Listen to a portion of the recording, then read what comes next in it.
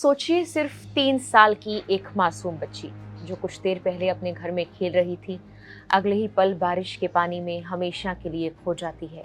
उसकी माँ उसे पूरे घर में ढूंढती है, गली में निकलती है और फिर उसकी नजर पानी से बाहर निकले अपनी बेटी के छोटे से हाथ पर पड़ती है। बस एक छोटा सा हाथ जिसे देखकर हर माँ की दुनिया उजड़ जाए। सवाल सिर्फ इतना नहीं कि इस बच्ची की मौत कैसे हुई, सवाल ये है क्या ये सिर्फ एक हादसा था या फिर सालों से चली आ रही सरकारी लापरवाही ने एक मासूम की जान फिर ले ली। क्योंकि स्थानीय लोगों का कहना है उन्होंने प्रशासन को कई बार चेतावनी दी थी लेकिन किसी ने नहीं सुना। आइए जानते हैं गाजियाबाद की 3 साल की मानवी की वो दर्दनाक कहानी जिसने पूरे एनसीआर को झकझोर दिया है। गुरुवार की रात करीब 11 बजे गाजियाबाद के सर्वोदय नगर की तंग गलियां बिल्कुल शांत थी। बारिश थम चुकी थी लेकिन उसका कहर अभी भी हर तरफ दिखाई दे रहा था। लोग अपने घरों की सीढ़ियों पर बैठे हुए थे और धीरे धीरे उतरते पानी को देख रहे थे। पूरी गली कीचड़ से भर चुकी थी, खुले नाले अभी भी उफान पर थे। सड़क और नाले में फर्क करना मुश्किल हो रहा था। हर कदम पर खतरा था, लेकिन इसी खामोशी के बीच अचानक एक घर से चीखों की आवाज गूंजने लगी। गली नंबर 44 के एक छोटे से घर के अंदर 26 साल की खुशबू फूट फूट कर रो रही थी। उनके आसपास मोहल्ले की महिलाएं बैठी थी लेकिन किसी के पास उन्हें दिलासा देने के लिए शब्द नहीं थे। खुशबू बार बार सिर्फ एक ही बात कह रही थी, मेरी बेटी कहाँ चली गई, मेरी मानवी कहाँ चली गई। कुछ घंटे पहले तक 3 साल की मानवी अपने घर में थी। लगातार हो रही बारिश की वजह से घर के अंदर भी पानी भर गया था। पूरा परिवार पानी निकालने में लगा हुआ था। खुशबू घर की सफाई कर रही थी। इस दौरान शायद खेलते खेलते मानवी चुपचाप घर से बाहर निकल गई। किसी को अंदाजा भी नहीं हुआ कि 3 साल की मासूम गली में पहुंच चुकी है। मानवी के चाचा शोभित कुमार बताते हैं घर के बाहर करीब 3 फीट तक बारिश का पानी जमा था। सड़क दिखाई नहीं दे रही थी। कुछ देर बाद जब खुशबू बाहर आई तो उनकी नजर पानी में बाहर निकल रहे छोटे से हाथ पर पड़ी। पहले समझ नहीं आया कि ये क्या है, लेकिन जब लोगों ने दौड़कर बच्ची को बाहर निकाला तब तक बहुत देर हो चुकी थी। परिवार तुरंत मानवी को अस्पताल लेकर भागा। उसे 2 अलग अलग अस्पतालों में ले जाया गया लेकिन डॉक्टर्स ने उसे मृत घोषित कर दिया। एक माँ जिसने कुछ देर पहले अपनी बेटी को घर में खेलते देखा था, अब उसी बेटी के निर्जीव शरीर के सामने बैठी थी। मानवी का परिवार करीब 6 साल पहले उत्तर प्रदेश के फर्रुखाबाद से रोजगार की तलाश में गाजियाबाद आया था। खुशबू गृहिणी थी और उनके पति सब्जी बेचकर परिवार का गुजारा करते। घटना के बाद जब पूरा मोहल्ला रो रहा था तब मानवी के पिता पोस्टमार्टम रिपोर्ट का इंतजार कर रहे थे। सोचिए, जिस पिता ने सुबह अपनी बेटी को हंसते खेलते देखा वही शाम को उसकी पोस्टमार्टम रिपोर्ट लेने अस्पताल में खड़ा था।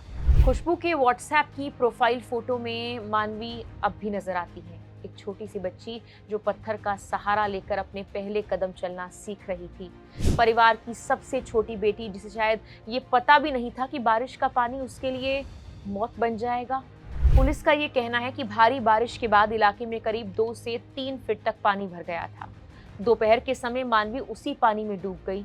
शव को पोस्टमार्टम के लिए भेज दिया गया। मौसम विभाग के मुताबिक उस दिन गाजियाबाद के हिंडन इलाके में करीब 28.5 मिलीमीटर और कमला नेहरू नगर में 31.5 मिलीमीटर बारिश दर्ज की गई। लेकिन सवाल उठता है, क्या सिर्फ इतनी बारिश से किसी मोहल्ले में 3 फीट पानी भर जाना सामान्य बात है? यहीं से इस कहानी का दूसरा और सबसे गुस्से वाला पहलू शुरू होता है। स्थानीय लोगों का कहना है कि ये पहली बार नहीं हुआ। उनके मुताबिक हर साल यही कहानी दोहराई जाती है। बारिश आती है, घरों में 3-3 फीट पानी भर जाता है, फर्नीचर खराब हो जाता है, दीवारें टूटने लगती हैं, लेकिन प्रशासन हर बार सिर्फ आश्वासन देकर चला जाता है।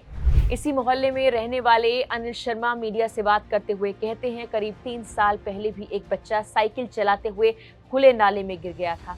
उसका शव करीब 25 घंटे बाद 1.5 किलोमीटर दूर मिला था। यानी ये इलाका पहले भी ऐसी त्रासदी झेल चुका है, लेकिन उसके बाद भी हालात नहीं बदले, कुछ नहीं बदला। लोगों का कहना है उनके घरों में हर साल पानी भर जाता है, दरवाजे खराब होते हैं, सोफा, अलमारी, फर्श सब कुछ बर्बाद हो जाता है। लेकिन यहाँ रहने वाले ज्यादातर लोग मजदूर या छोटे काम करने वाले हैं। कई परिवारों की महीने की कमाई मुश्किल से 20,000 है। ऐसे में हर साल घर की मरम्मत कराना उनके लिए नामुमकिन जैसा है।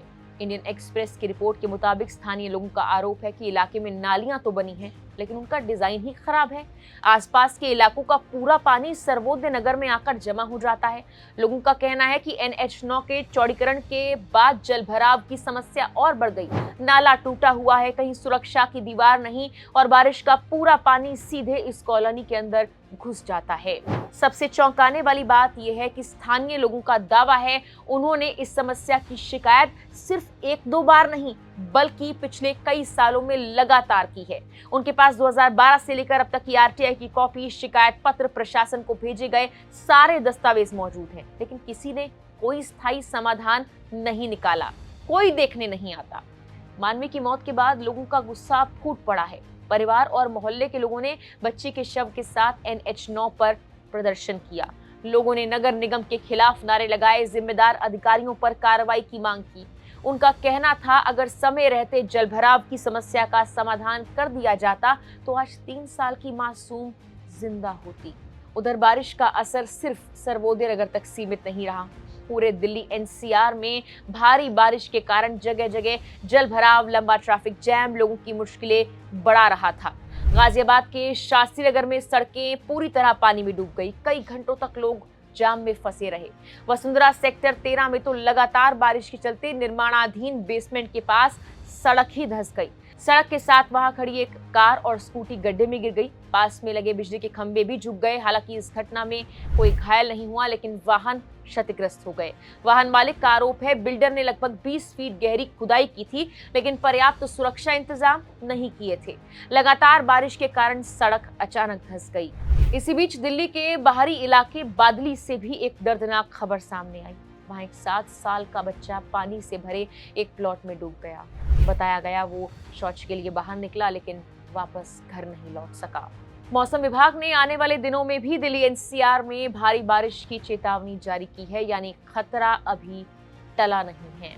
लेकिन सबसे बड़ा सवाल अब भी वही है, क्या मानवी की मौत सिर्फ एक हादसा थी या ये उन शिकायतों को नजरअंदाज करने की कीमत थी जो पिछले कई सालों से प्रशासन के पास पहुंच रही थी।